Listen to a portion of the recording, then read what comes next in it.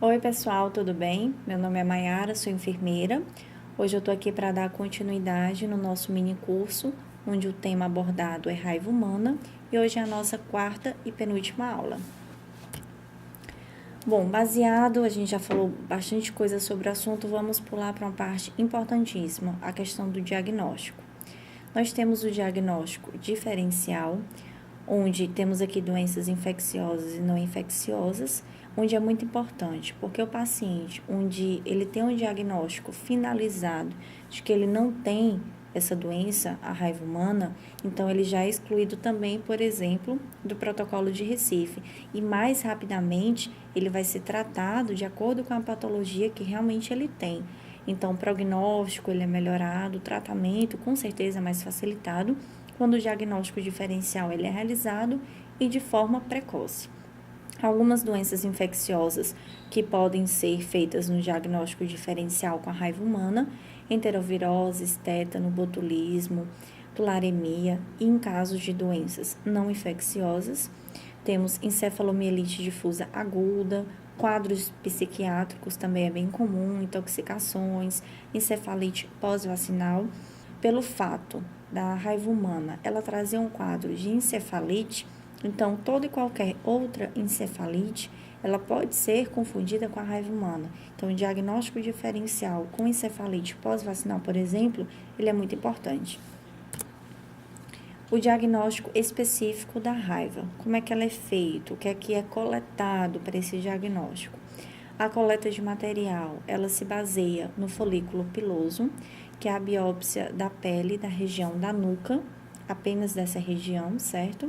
Por meio da saliva, a gente sabe que o vírus, ele é neurotrópico, porque ele tem afinidade pelos neurônios do sistema nervoso central, mas depois de chegar no sistema nervoso central, é disseminado para os órgãos e chega até a saliva do animal acometido, do ser humano, por exemplo. Então, a saliva, a coleta da saliva, ela vai trazer um diagnóstico.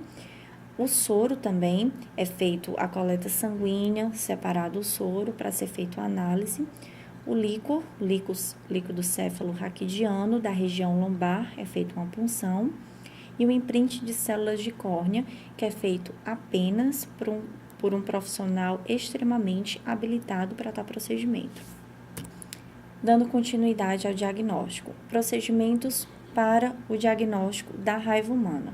Nós temos tecido ou fluido, que ele é coletado, como eu já falei, tem a questão da saliva, do líquor, da punção lombar, o soro, folículo piloso e o imprint de córnea.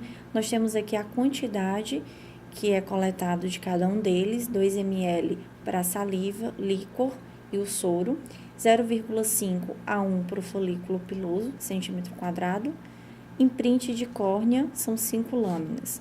No caso, esse imprint de córnea, essa coleta, ela só é feita uma única vez, em nenhum outro momento ela é coletada, certo? E lembrando mais uma vez, apenas por profissional habilitado, extremamente habilitado. As coletas. No caso da saliva, a coleta ela é feita diariamente durante uma semana, até o segundo dia de envio ao Instituto Pasteur, até o envio dessa coleta ao laboratório. São feitas do líquor, do soro e do folículo piloso, são feitas 2 coletas durante uma semana, no dia de segunda e no dia de quinta-feira. E como eu já falei, o imprint de córnea, apenas uma coleta. Quais são as condutas antes da confirmação laboratorial? Aqui a gente tem uma lista imensa de condutas a serem feitas durante esse processo, no caso, antes da confirmação. Conduzir todo e qualquer paciente com suspeita ao serviço de referência do Estado para tratamento em ambiente de UTI. No caso aqui de Fortaleza, do Ceará, nós temos o Hospital São José como referência. O isolamento de contato, então nós temos os EPIs que são utilizados para esse isolamento de contato, avental, máscara, luva, óculos. Precocemente providenciar acesso venoso central, sonda vesical de demora e sonda nasointeral. Para esse paciente, ele vai estar na UTI, então toda essa abordagem ela é necessária e indicada. A dieta, ela tem que ser hipercalórica e hiperproteica também. Manter o paciente normovolêmico com solução isotônica. A intubação traqueal, seguindo todas as indicações médicas. Fazer uso de medicamentos como nimodipina, 60 mg via interal de 4 em 4 horas, é o indicado normalmente no protocolo. Sedação para ventilação mecânica, deve seguir uma rotina da instituição. De forma geral, sugere a utilização de midazolam mais ketamina. Caso inicialmente não tenha ainda a confirmação do laboratório de que realmente é raiva humana e tudo, caso não tenha a ketamina, inicialmente pode usar midazolam e fentanil. Mas no caso de confirmação da raiva, tem obrigatoriamente ser mudado para a ketamina em associação com midazolam. Evitar o uso de barbitúricos e propofol, monitorar com escala de sedação, a escala de Hansen, escala BIS ou EEG. A vitamina C deve ser administrada 1 grama de forma intravenosa durante o dia, uma vez ao dia. Profilaxia para trombose venosa profunda. Usar uma dose para o paciente de alto risco e, de preferência, que a heparina seja de baixo peso molecular. A profilaxia de hemorragia digestiva alta é utilizado, muito conhecida, a ranitidina.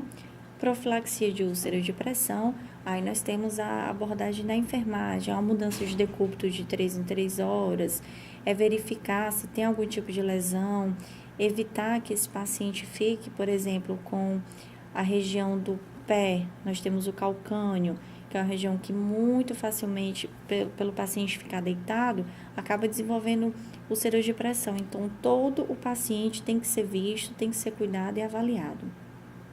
Natremia, esse quadro de sódio, ele tem que estar entre 140 e 150.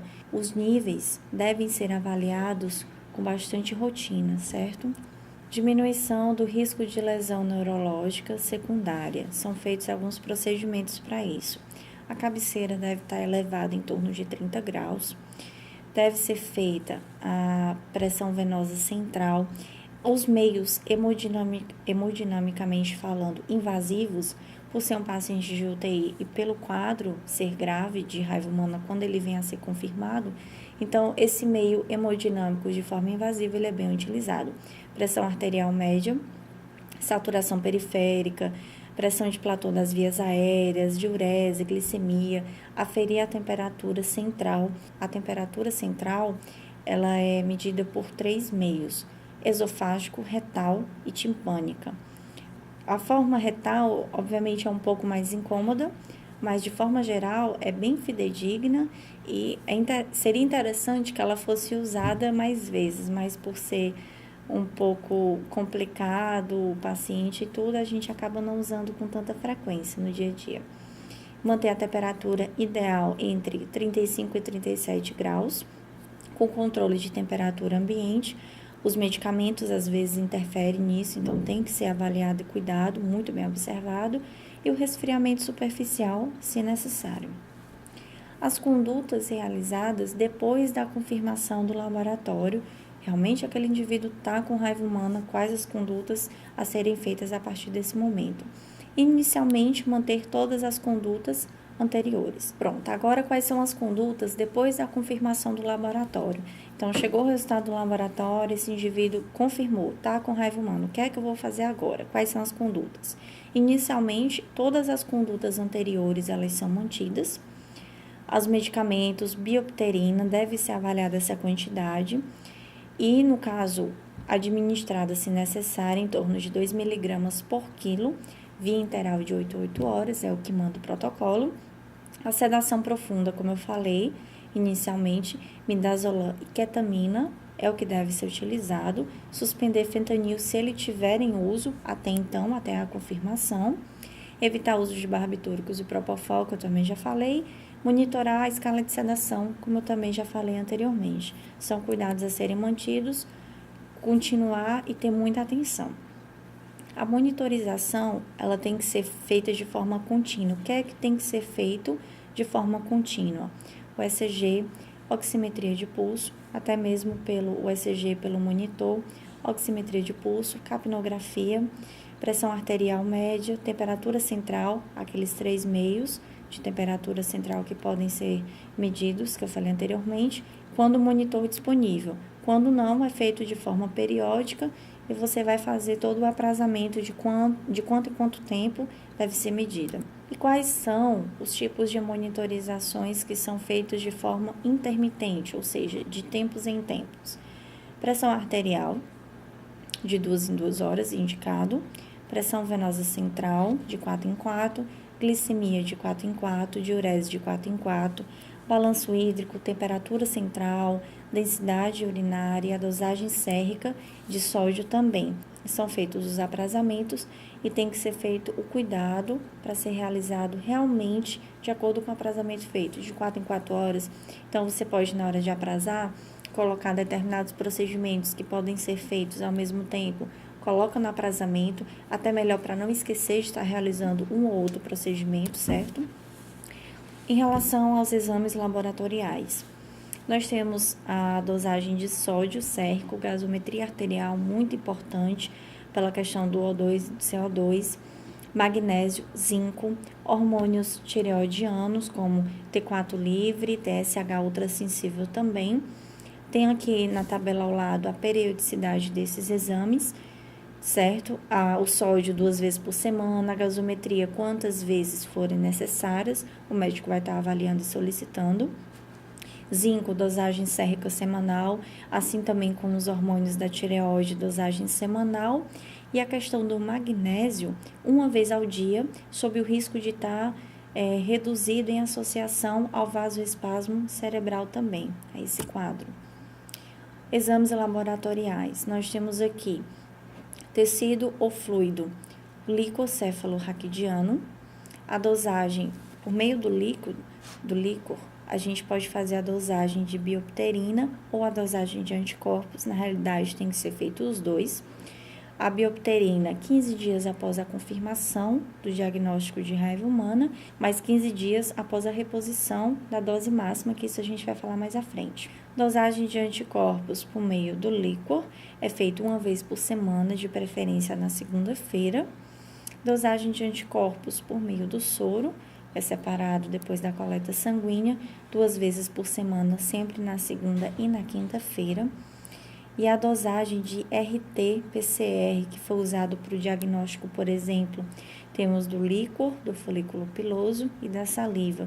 Feita líquor e folículo piloso 1 vez por semana, de preferência na segunda-feira, e serem realizadas até 3 amostras negativas, para realmente finalizar e mostrar que não tem mais nada. Em relação à saliva, 2 vezes por semana, na segunda e na quinta-feira, também com 3 amostras negativas para ser finalizado. E nós temos aqui também mostrando o volume, a quantidade que deve ser coletado de cada um deles. Em relação ao líquor cefalo-raquidiano para dosagem de biopterina, sigla BH4, eu fiz aqui um esquema que dá para a gente entender bem fácil. Inicialmente, nós temos a confirmação da raiva, depois vai ser coletado em 5 frascos, como tem bem aqui, são 3,5 ml fracionados em 5 frascos. Nós temos aqui a dosagem de cada um dos frascos, de quanto deve ter. Então, é feita a coleta e colocado nos 5 frascos. 15 dias depois dessa coleta, ela vai chegar até os Estados Unidos, no laboratório de lá. É um laboratório que fica em Atlanta. Lá nos Estados Unidos, quando chegar com mais 15 dias, é enviado o resultado final. Esse resultado, confirmando a deficiência de biopterina, é feita a reposição justamente pela sua deficiência apresentada. Então, nós temos inicialmente com 5 mg por quilo por dia, dividido em 2 tomadas por 2 dias. Em seguida, ultrapassa para 10 mg por quilo por dia, também em 2 tomadas por 2 dias, seguido por 20 mg por quilo por dia dividido em 2 tomadas, só que já por 4 a 6 meses. A indicação médica vai confirmar. Então, o período é bem mais prolongado para esse tratamento. O líquor e o soro para a dosagem de anticorpos. Tudo isso aqui que eu estou falando tem naquela tabela que eu mostrei agora há pouco, tá? Serão suspensas as coletas quando o nível de anticorpo ele der entre 3 e 5 no líquor para retirar a sedação. Lembrando que a sedação ela é retirada de forma gradual, certo? Jamais abrupta. Se após a suspensão da sedação o paciente fora do coma não apresentar edema cerebral. Então, ele saiu do coma, ele não tem edema cerebral. E quando não houver elevação rápida dos níveis de anticorpos ou quando os títulos forem muito elevados, mais de 10 no caso.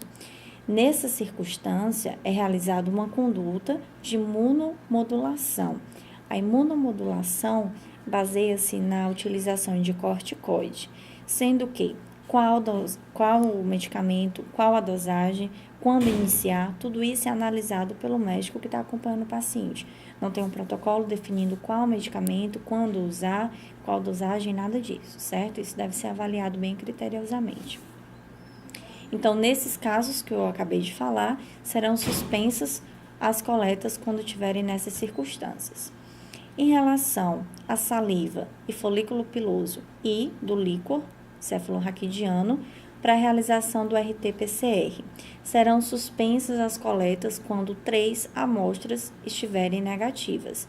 Então, vai ser suspendido, o paciente pode confirmar que ele já não tem mais o vírus. Quais são as condutas? A suspensão do isolamento de contato é feito após 3 amostras negativas da saliva e o clérese viral confirmado após 3 amostras negativas pela RT-PCR no espécime clínico que confirmou o diagnóstico. Se o diagnóstico tiver sido confirmado por meio da saliva, do líquido cefalorraquidiano ou pelo folículo, qualquer um desses meios tiver sido dado o diagnóstico e qualquer um desses meios tiver as 3 amostras negativas.